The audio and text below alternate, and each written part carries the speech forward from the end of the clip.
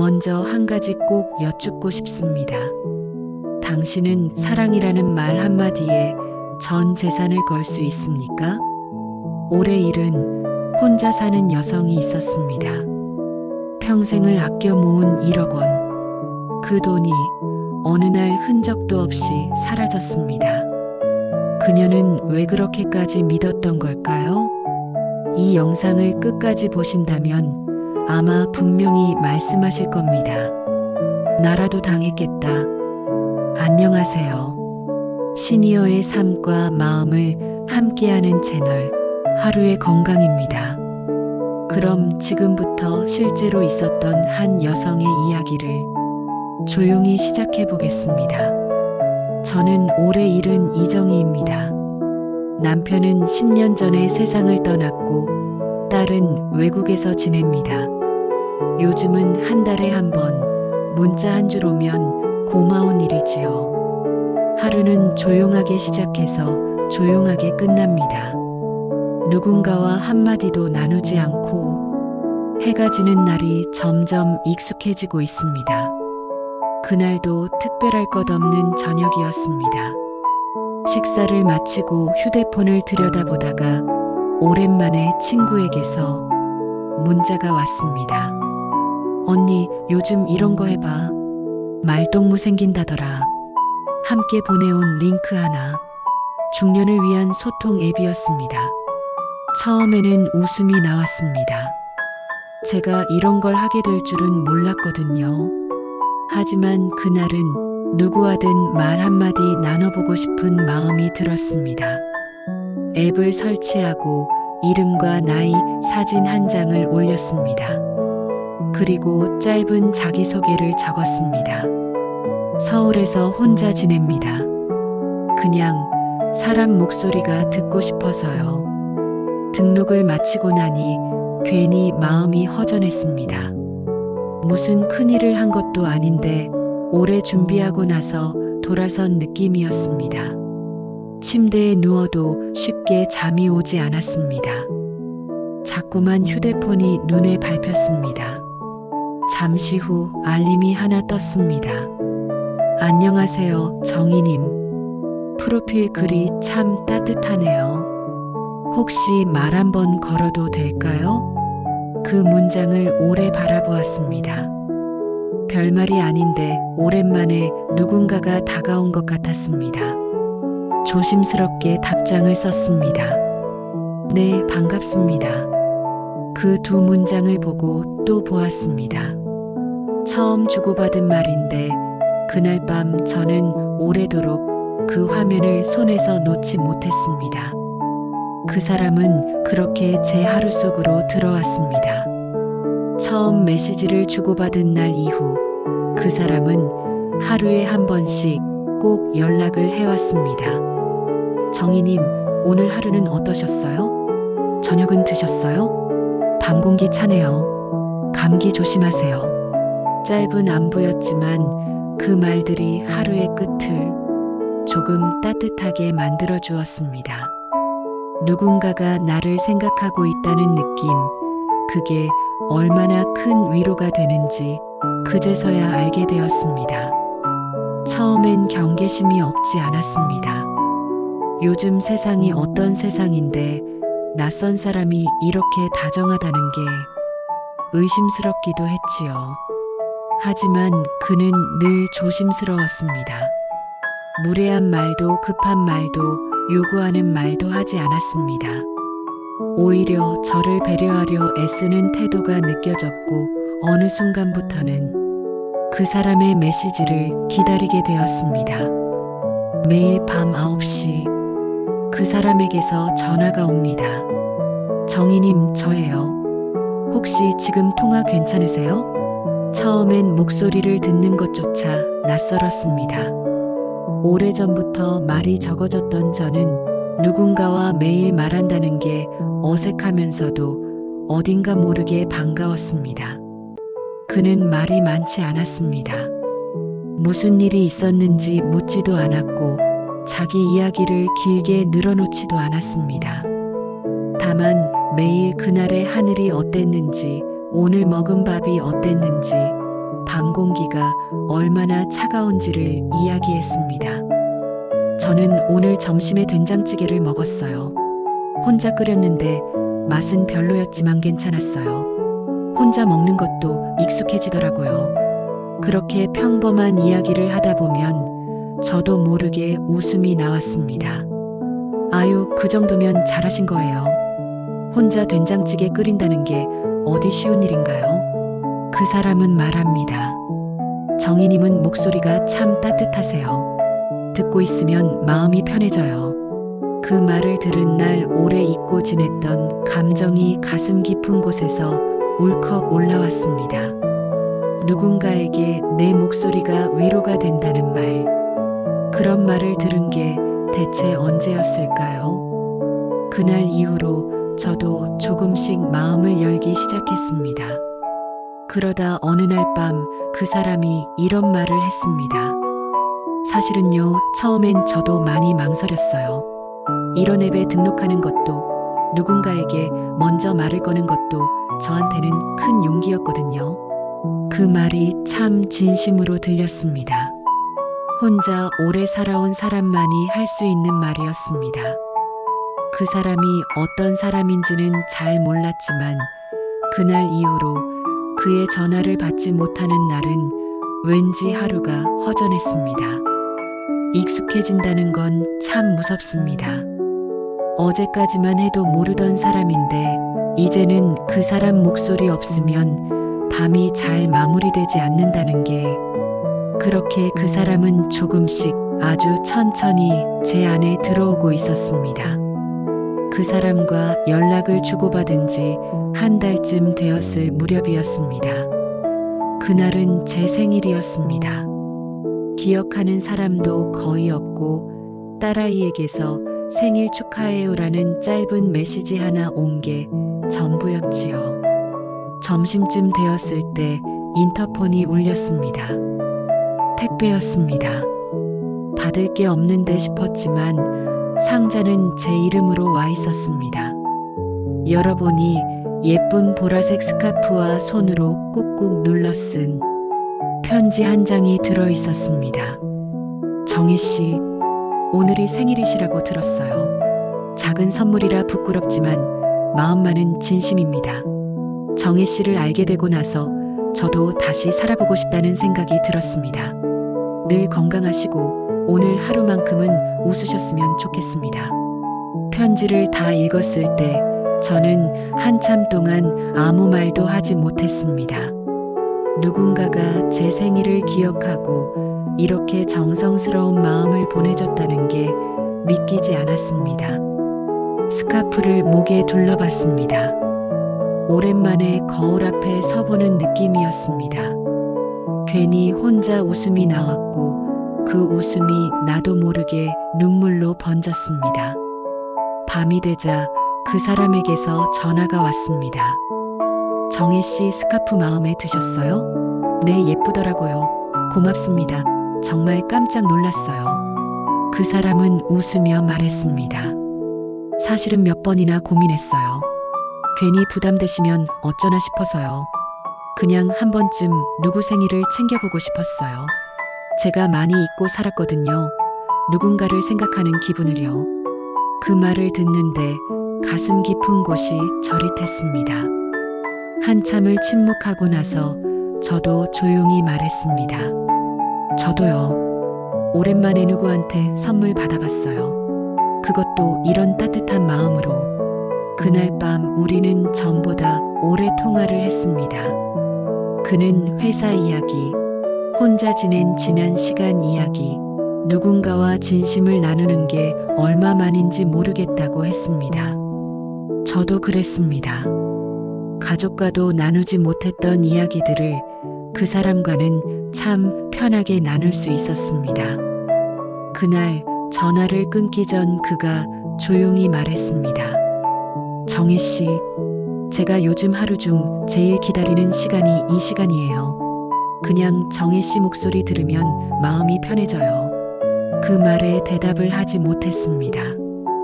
그저 가슴 한쪽이 따뜻해지는 느낌이 들었습니다. 그날 이후로 저는 그 사람의 전화를 기다리게 되었습니다. 평소보다 몇 분만 늦어도 혹시 무슨 일 있는 건 아닐까?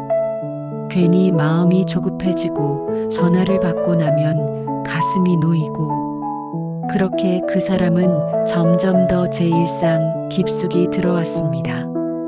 그 사람의 말 한마디에 하루 기분이 바뀌고 그 사람의 문자 한 줄에 마음이 흔들리고 그리고 어느 날 제가 먼저 그런 말을 하게 되었습니다. 오늘 하루 당신 덕분에 따뜻했어요. 고맙습니다. 정말 오랜만에 누군가에게 마음을 열어보였습니다. 그 사람과 연락을 주고받은 지 3달이 넘었습니다. 하루에 한 번 밤 9시에 걸려오는 전화는 이제 제 일상의 일부가 되었습니다. 그 사람 목소리를 듣지 않고 잠드는 날은 이젠 상상이 잘 되지 않았습니다. 그날도 어김없이 전화가 왔습니다. 인사는 여느 때처럼 따뜻했습니다.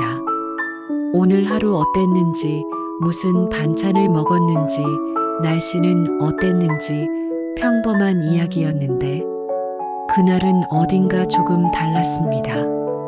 그 사람의 목소리가 조금 무거워 보였습니다. 한참을 망설이다가 조심스럽게 말을 꺼냈습니다. 정희 씨, 오늘은 제가 좀 어려운 말씀을 드려야 할 것 같아요. 기분 상하실 수도 있는데 그래도 믿고 말씀드리고 싶어서요. 조용히 숨을 고르고 있자 그 사람이 말을 이었습니다. 요즘 경기가 안 좋아서 계약금이 밀리고 있어요. 제가 해외에서 작은 건설 관련 사업을 하는 거 말씀드린 적 있죠. 이번 주 안으로 자재대금 일부를 처리하지 못하면 현장이 멈추게 생겼습니다. 잠깐 침묵이 흘렀습니다. 저는 말없이 듣고만 있었습니다. 사실은 제가 자존심 상해서 이 말 절대 안 하려 했는데 정혜 씨 말고는 이런 부탁을 드릴 사람이 없습니다. 그 순간 마음이 복잡했습니다. 그 사람을 이해하고 싶은 마음과 한편으로는 어딘가 찜찜한 기분이 서로 부딪히는 느낌이었습니다. 그는 말을 이어갔습니다. 정희 씨, 절대 손해 안 보시게 할 겁니다. 일단 2천만 원만 이번만 넘기면 이자까지 다시 돌려드릴 수 있어요.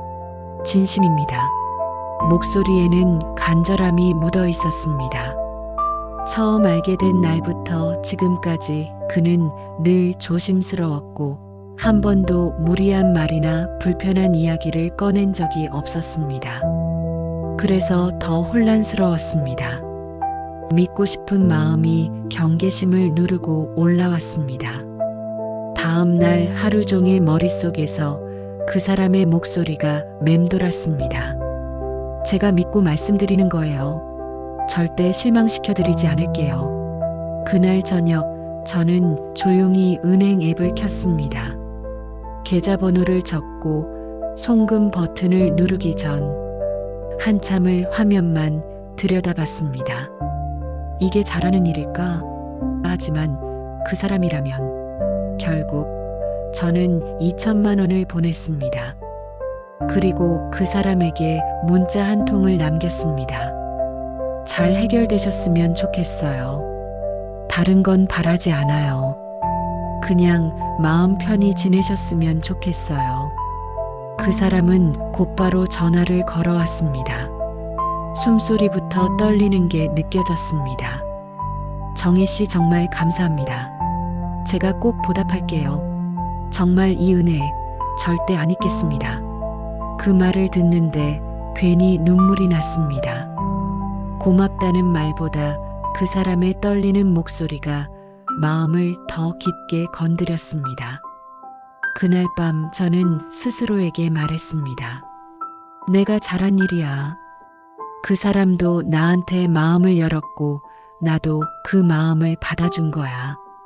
하지만 마음 한켠에는 말로 설명할 수 없는 불편함이 조금씩 자리를 잡기 시작했습니다. 그 불편함이 무엇인지 그땐 몰랐습니다. 그저 좋은 사람이 조금 힘든 상황에 놓였을 뿐이라고 계속 스스로를 설득했습니다. 그렇게 저는 처음으로 그 사람에게 내 돈을 맡겼습니다. 처음 송금하고 나서 며칠 동안은 그 사람의 태도에 조금의 변화도 없었습니다. 여전히 매일 밤 9시에 전화가 왔고 늘 그랬듯이 하루 이야기를 나누며 서로 안부를 물었습니다. 그 사람은 여전히 다정했고 조심스럽고 무엇보다 고마워하는 마음이 느껴졌습니다. 저는 마음이 조금 놓였습니다. 괜한 걱정을 했나 보다. 역시 믿을 수 있는 사람이구나. 그런데 그로부터 일주일쯤 지났을 때였습니다. 그날은 밤 9시가 지나도 전화가 오지 않았습니다. 10분, 20분, 30분이 지나도 연락이 없자 괜히 마음이 불안해졌습니다. 혹시 무슨 일이라도 생긴 걸까? 건강이 안 좋아진 건 아닐까? 설마 그런 생각까지도 들었습니다. 한참을 기다리다 제가 먼저 문자를 보냈습니다. 오늘은 안 바쁘셨으면 좋겠네요. 혹시 괜찮으신가요? 그로부터 10분쯤 후 전화가 왔습니다. 정희 씨 정말 죄송해요. 전화가 너무 늦었죠? 오늘 하루가 좀 너무 힘들었어요. 목소리에 힘이 없었습니다. 그날따라 유난히 지쳐 보였습니다. 사실은 예상보다 일이 더 커졌어요. 이번엔 자재 쪽이 아니라 인건비가 묶였어요. 노동자들 임금이 밀리게 생겼습니다. 이건 진짜 급한 상황이에요. 조용히 숨을 들이쉬었습니다. 무슨 말을 해야 할지 잠깐 망설였습니다. 정희 씨께 이런 말씀 드리는 것도 죄송한데 혹시 한 번만 더 도와주실 수 있을까요? 이번엔 3천만 원만 다음 달 중순이면 확실히 정산됩니다. 약속 드릴게요. 정말 꼭 드릴게요. 그 순간 가슴 깊은 곳이 흔들리는 게 느껴졌습니다. 그 사람을 믿고 싶은 마음과 어쩌면 아닌 걸지도 모른다는 미세한 불안이 부딪히고 있었습니다. 하지만 그 사람의 목소리는 여전히 진심으로 느껴졌습니다. 이번엔 정말 급한가 보다. 이 사람 지금 무너지려고 하는구나. 그런 생각이 자꾸만 이성적인 판단을 눌렀습니다. 제가 너무 민폐죠. 정희 씨 같은 분에게 이런 부담을 드리고 싶진 않은데 지금은 정말 도와주실 수 있는 분이 없어요. 다음 날 은행 앱을 열었습니다. 전보다 조금 더 조심스러웠습니다. 계좌번호를 다시 확인하고 입금 금액을 적는 동안 손이 약간 떨렸습니다. 내가 지금 뭘 하고 있는 걸까? 하지만 이미 한 번 도왔고 이 사람은 나한테 거짓말을 할 사람이 아니야. 결국 송금 버튼을 눌렀습니다. 송금 확인 메시지를 캡처해서 그 사람에게 보냈습니다. 조금 뒤 전화가 왔고 그는 말없이 한동안 숨만 쉬었습니다. 그리고 울먹이는 목소리로 말했습니다. 정희 씨 정말 감사해요. 제가 평생 못 잊을 거예요. 정말 그날 밤 전화를 끊고 나서도 잠이 쉽게 오지 않았습니다. 스카프를 목에 감아보았습니다. 따뜻했습니다. 그 사람에게 받은 선물이었지만 그 온기를 느끼면서도 왠지 모를 찬 기운이 가슴속을 서서히 파고드는 기분이 들었습니다. 저는 스스로에게 말했습니다. 나는 그 사람을 믿고 있어. 누구보다 성실하고 따뜻한 사람이라는 걸 내가 누구보다 잘 알아. 하지만 그날 이후로 자꾸만 이상한 생각들이 머릿속을 떠나지 않았습니다. 그 사람은 아직도 다정했고 여전히 감사했고 항상 조심스러웠지만 어딘가 모르게 말투가, 메시지의 간격이, 통화의 리듬이 조금씩 변해가고 있었습니다. 그 사실을 제 마음이 먼저 알아차리고 있었는지도 모르겠습니다. 세 번째 송금은 제가 먼저 말했습니다. 혹시 이번에도 어려우시면 제가 조금 도와드릴게요. 그 사람은 잠깐 말이 없었습니다. 그 침묵이 오히려 저를 더 안심시켰습니다. 정혜 씨, 정말 그러지 마세요. 저 너무 죄송해요. 이미 2번이나 받았는데 이건 정말 제 자존심에도. 그렇게 말하면서도 그 사람은 결국 계좌번호를 다시 보내왔습니다. 아주 조심스럽게 미안합니다 라는 말과 함께 이번엔 5천만 원이었습니다. 제가 가진 예금 중 가장 큰 금액이 빠져나갔고 그때부터는 조금씩 현실이 피부에 와닿기 시작했습니다. 그리고 며칠 후 그 사람은 여전히 전화를 했고 감사하다고, 부끄럽다고, 얼마나 미안한지 모르겠다고 했습니다. 하지만 어딘가 이상했습니다. 이전에는 매일 밤 9시 한치의 오차도 없이 걸려오던 전화가 어느 날부턴가 9시 5분, 9시 20분, 때로는 하루 건너 뛰기도 했습니다. 그럴 때면 저는 먼저 문자를 보냈습니다. 오늘은 괜찮으셨어요? 그냥 목소리가 듣고 싶어서요. 그러면 조금 뒤에 답장이 왔습니다. 오늘은 회의가 너무 길었어요.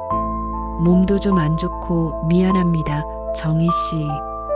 예전 같으면 그 말 한 줄에도 따뜻함이 묻어 있었는데 요즘은 그마저도 어딘가 기계적으로 느껴졌습니다.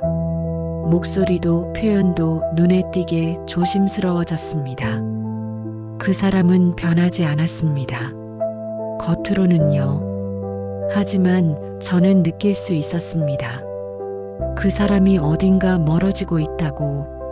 그러면서도 저는 스스로를 계속 다독였습니다. 사람이 항상 똑같을 순 없지. 요즘 많이 바쁘다고 했잖아. 의심이 마음속에 스쳐갈 때마다 저는 그런 말들로 제 마음을 눌러앉혔습니다. 그리고 어느 날 밤, 그 사람이 처음으로 전화를 받지 않았습니다. 다음 날도 그 다음 날도 연락이 오지 않았습니다. 문자를 보냈습니다. 괜찮으세요? 혹시 무슨 일 있으신 건지 많이 걱정돼요. 하루가 지나도 이틀이 지나도 아무 대답이 없었습니다. 처음에는 걱정이 됐습니다. 무슨 사고라도 난 건 아닐까? 갑자기 몸이 더 나빠진 건 아닐까? 그 사람과 통화하던 앱을 열어 메시지를 확인하려 했는데 그의 이름이 목록에서 사라져 있었습니다. 대화창도 프로필도 모두 흔적 없이 사라져 있었습니다. 순간 가슴이 철렁 내려앉았습니다. 이게 무슨 일일까? 혹시 무슨 실수인가? 저는 그날 밤 앱을 다시 깔아보고 로그인을 여러 번 시도하고 혹시 차단된 건 아닌지 계속 확인했습니다.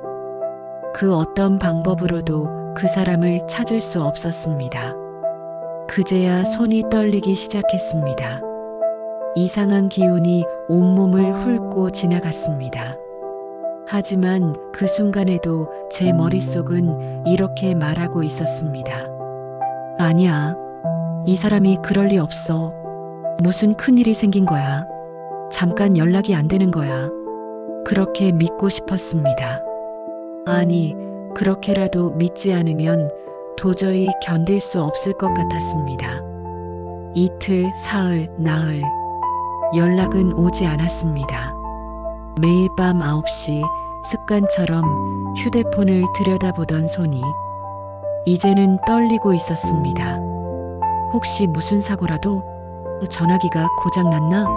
입원했나? 수십 가지 이유를 떠올려 봤습니다. 그중 하나라도 진실이었으면 좋겠다고 기도하듯이 생각했습니다. 그러다 어느 순간 문득 이런 생각이 들었습니다. 혹시 정말 사라진 걸까? 가슴이 철렁 내려앉았습니다. 그 순간부터 숨 쉬는 것도 힘들어졌습니다. 배신감이라기보다 믿었던 세계가 무너지는 충격이었습니다.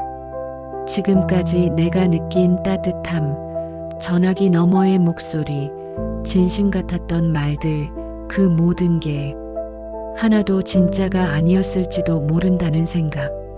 그걸 인정하는데 며칠이 걸렸습니다. 어느 날 침대에 앉아 통장을 꺼내 들었습니다. 이름 앞에 찍혀 있는 이체 기록, 2천만 원, 3천만 원, 5천만 원. 총 3번의 송금, 금액은 1억 원. 남은 잔액은 300만 원 남짓. 수십 년 동안 조금씩 모아온 돈이었습니다. 남편이 떠나고 나서 딸에게 손 벌리지 않으려고 식당 일도 하고 새벽 청소도 하며 모아온 노후 자금이었습니다. 그 돈이 없어졌습니다. 아무 말도 남기지 않은 채 그 사람은 사라졌습니다. 더 이상은 스스로에게 변명할 수 없었습니다. 이건 사기였습니다. 조용히 경찰서를 찾았습니다. 서류를 꺼내 보이며 사건 접수를 하고 계좌번호와 이름 대화 내용을 정리해 제출했습니다. 경찰은 고개를 끄덕이며 말했습니다. 이런 사례 많습니다. 그 나이에 이 정도 수법이면 전문 조직일 가능성이 큽니다. 조직이요? 네, 연기자, 시나리오, 계좌 관리자까지 역할 분담이 철저합니다. 피해자분이 혼자가 아니에요. 그 말을 듣고 위로받기는커녕 더 깊은 구멍에 빠지는 기분이었습니다. 혼자가 아니라서 다행이 아니라 나도 그렇게 당했다는 사실이 너무 비참했습니다. 그 후 며칠 동안 거의 아무것도 먹지 못했습니다. 딸에게는 아직 말도 못했습니다. 엄마, 뭐하러 그런 애부래, 그 나이에 연애는 무슨. 그런 말이 돌아올 것 같았습니다. 그래서 아직은 말하지 않았습니다. 시간이 좀 지나 정신을 차리고 나니 어느 순간부터 내가 당한 이야기를 그냥 넘길 수 없다는 생각이 들어 경찰서에서 준 상담기관에 전화를 걸었습니다. 그리고 며칠 뒤 가까운 주민센터에서 열리는 시니어 대상 범죄 예방 교육에 참석했습니다. 어르신들, 누가 사랑한다, 외롭지 않게 해주겠다 말하면 그게 꼭 진짜일 거란 보장은 없습니다. 강사의 말에 주먹을 꼭 쥐었습니다. 그 말이 너무나 아프게 들렸습니다. 왜냐하면 그건 바로 내 이야기였으니까요. 그날 이후 한 달에 한 번 작은 모임에 나가기 시작했습니다. 이런 경험을 한 사람들끼리 함께 모여 누구도 비난하지 않고 그저 서로의 이야기를 들어주는 자리였습니다. 그 자리에서 우리는 조금씩 서로의 상처를 꺼내놓았습니다. 누구도 흉보지 않았고 누구도 놀리지 않았습니다. 오히려 나만 그런 게 아니구나 그 생각에 조금은 마음이 편해졌습니다. 그리고 지금 이 영상이 당신에게 도착했습니다. 혹시 지금 당신도 누군가의 말에 자꾸만 마음이 흔들리시나요? 혹시 당신의 부모님이 조용히 무언가를 감추고 계신 건 아닌가요? 그 사랑이 진짜인지 한 번쯤은 다시 확인해 보시길 바랍니다. 진짜 사랑은 돈을 요구하지 않습니다. 진짜 사랑은 시간과 현실 안에서 함께 존재합니다. 이 이야기를 끝까지 들어주셔서 진심으로 고맙습니다. 혹시 지금 누군가의 다정함에 마음이 흔들리고 있다면 한 번만 더 들여다보시길 바랍니다. 우리는 누구나 사랑받을 자격이 있습니다. 하지만 그 사랑이 진짜인지 당신을 위한 것인지 그건 반드시 확인해야 합니다. 그리고 무엇보다도 중요한 건 당신 자신을 사랑하는 마음입니다. 하루의 건강에서 전하는 감동과 경고의 이야기, 여기서 마무리합니다. 다음 이야기에서도 당신의 하루가 조금 더 따뜻해지길 바랍니다. 그리고 오늘 이 이야기가 당신의 삶에 작은 경고가 되었다면 하루의 건강은 그것으로 충분합니다.